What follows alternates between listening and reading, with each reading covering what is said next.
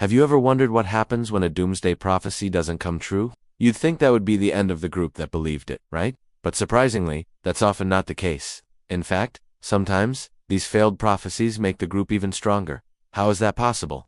Today, we're diving deep into the fascinating psychology behind why faith can persist and even thrive when faced with a catastrophic prophetic failure. Let us travel back to 1954. A social psychologist named Leon Festinger and his colleagues heard about a fascinating group called the Seekers. They were led by a woman named Dorothy Martin, who claimed to be receiving messages from aliens on a planet called Clarion. These messages were dire. A massive world-ending flood was coming on December 21st of that year. But a flying saucer would arrive just before midnight to rescue the true believers. To study the group, Festinger and his team went undercover and joined them.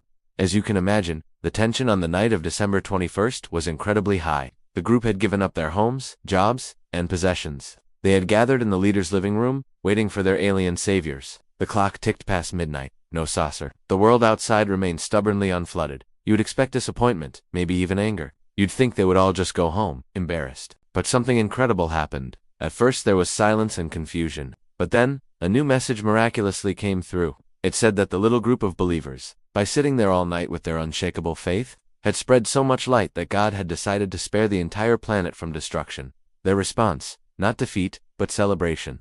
They hadn't been wrong. They had been so right that they had saved the world. Instead of disbanding, they immediately started calling newspapers and radio stations to spread the good news. Their belief didn't just survive, it became more fervent than ever. This case study became the foundation for one of the most famous theories in social psychology, cognitive dissonance. Cognitive dissonance is that uncomfortable feeling you get when you hold two conflicting thoughts in your mind at the same time. For example, I believe a flood is coming, and the flood didn't come. That's a huge conflict. Our brains hate this feeling. We're wired to resolve this tension, so we have a choice. We can either admit we were wrong, which is painful, especially when we've invested so much. Think about it, these people had quit their jobs, given away their money, and faced ridicule from friends and family. Admitting it was all for nothing would be psychologically devastating. Or, there's another option. You can reinterpret the evidence to fit your belief. This is the path of least psychological resistance. You add a new thought that resolves a conflict. In the Seeker's case, that new thought was, our faith was so powerful it saved the world. This new idea makes everything make sense again. It transforms a massive failure into a massive success. It turns humiliation into validation. This isn't just a one-off weird story. This pattern repeats itself throughout history. Think about the Millerites in the 1840s.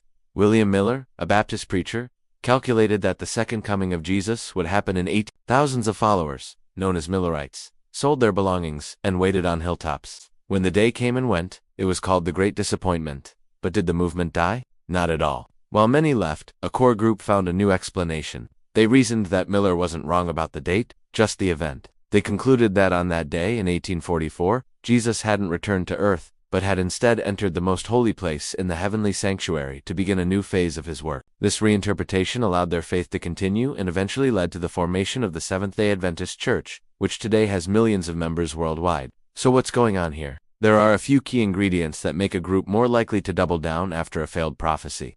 First, the belief has to be held with deep conviction.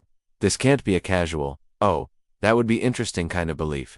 People have to be in. Second, the person has to have taken some important, public action that is hard to undo. They've told everyone they know. They've sold their house. They've quit their job. The more they've committed, the harder it is to back down.